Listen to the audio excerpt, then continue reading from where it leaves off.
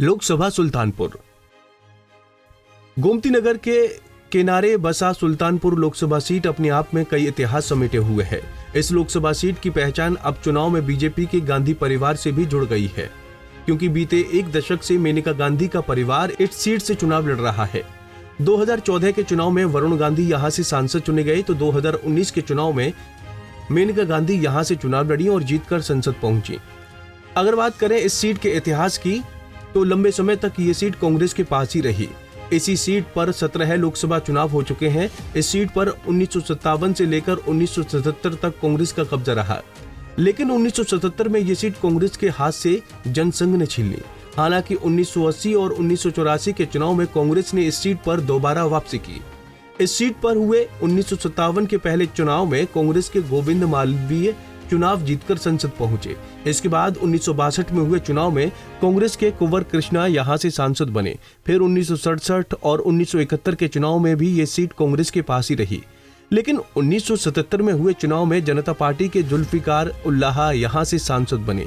हालांकि 1980 के चुनाव में कांग्रेस ने एक बार फिर वापसी करते हुए इस सीट पर कब्जा जमाया और गिरिराज सिंह सांसद बने। वहीं 1984 के चुनाव में कांग्रेस से राजकरण सिंह सांसद बने, जबकि 1989 के चुनाव में जनता दल के राम सिंह ने कांग्रेस को फिर से यहां से हराया। वहीं 1991 के चुनाव में इस सीट पर बीजेपी का खाता खुला और बीजेपी के विश्वनाथ शास्त्री यहां से जीतकर संसद पहुंचे। इसके बाद 1996 और 1998 के चुनाव में देवेंद्र बहादुर राय बीजेपी के खाते से चुनाव जीते, लेकिन अगले ही साल 1999 के चुनाव में बसपा ने पहली बार यहां से खाता खोला और जयभद्र सिंह यहां से चुनाव जीतकर संसद पहुंचे।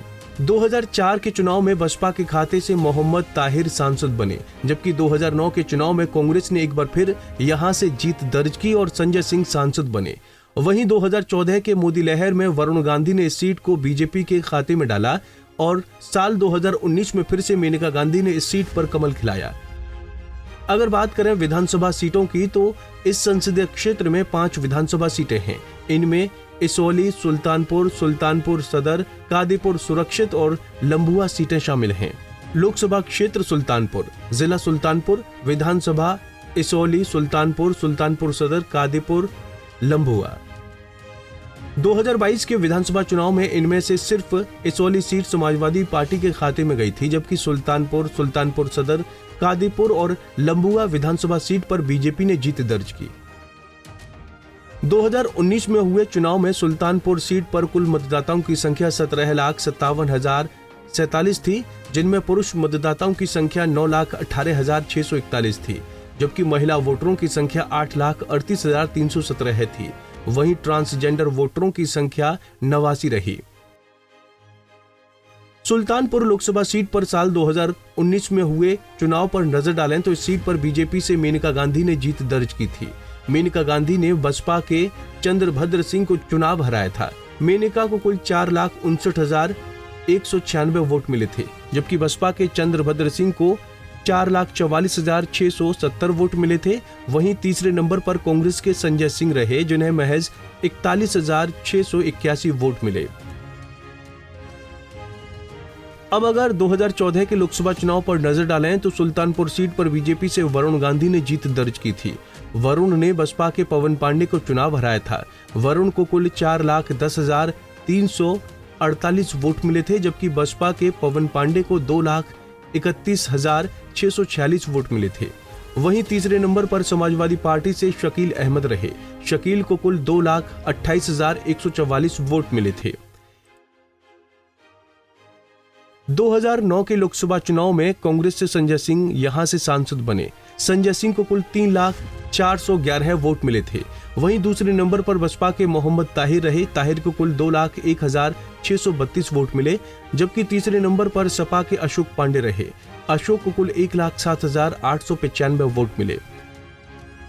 साल 2004 के लोकसभा चुनाव में बसपा के मोहम्मद ताहिर चुनाव जीते। ताहिर को कुल 2,61,564 वोट मिले। वहीं दूसरे नंबर पर सपा के शैलेंद्र प्रताप सिंह रहे।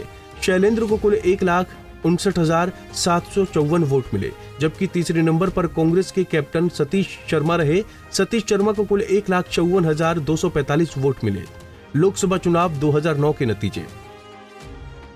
सुल्तानपुर संसदीय सीट के जातीय समीकरण को देखें तो 2011 की जनगणना के हिसाब से यहाँ पर अनुसूचित जाति की आबादी सबसे अधिक है। उनकी जनसंख्या यहाँ पर 20% से अधिक है। इनके अलावा ठाकुर और पंडित बिरादरी के वोटर्स अहम भूमिका में रहते हैं। मुस्लिम वोटर्स भी हार जीत में अहम भूमिका रखते हैं। लेकिन पिछले 2 चुनाव में जिस तरह से बीजेपी को जीत मिली है उससे जातीय समीकरण कुछ खास मायने नहीं रखता है। वहीं अगर बात 2024 के लोकसभा चुनाव की करें तो यहां से बीजेपी ने फिर से मेनका गांधी को मैदान में उतारा है, जबकि इंडिया गठबंधन और बसपा ने अब तक किसी प्रत्याशी की घोषणा नहीं की है। Bureau report, Punjab Kesari TV. हमसे जुड़े रहने के लिए हमारे YouTube चैनल को सब्सक्राइब करें और नई वीडियो की नोटिफिकेशन के लिए बेल आइकॉन को दबाएं। अगर आप ये वीडियो Facebook पर देख रहे हैं तो लाइक जरूर करें और ज्यादा से ज्यादा शेयर करें। धन्यवाद।